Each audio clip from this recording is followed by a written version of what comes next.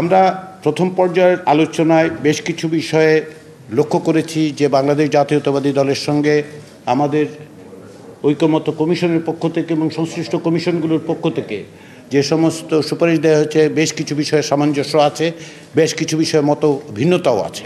বর্তমান রাজনৈতিক সংকট নিরসনে একটি দীর্ঘস্থায়ী সমাধান খুঁজে বের করতে জাতীয় ঐক্যমত্য কমিশন নানা রাজনৈতিক দলের সঙ্গে ধারাবাহিক আলোচনায় ব্যস্ত সময় পার করছে।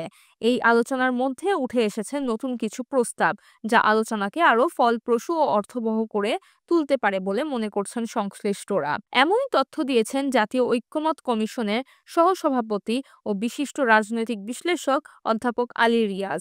যে সমস্ত প্রস্তাব উঠেছে সেই প্রস্তাবগুলো বিষয়ে আলোচনায়ও কিছু কিছু নতুন প্রস্তাব এসছে, সেগুলোর বিষয়ে আমরাও জাতীয় ঐক্যমত্য কমিশনে আলোচনা শুরু করেছি এবং সংশ্লিষ্ট কমিশনগুলোর সঙ্গে আমাদের আলোচনা করতে হবে।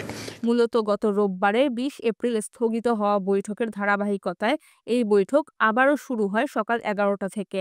নতুন নতুন প্রস্তাবগুলো পর্যালোচনা করে এগিয়ে যাওয়ার অঙ্গীকার ব্যক্ত করেছে কমিশন, যা ভবিষ্যতে একটি সম্মিলিত রাজনৈতিক সমঝোতার পথ রচনা করতে পারে বলে আশাবাদ ব্যক্ত করেন সংশ্লিষ্টরা।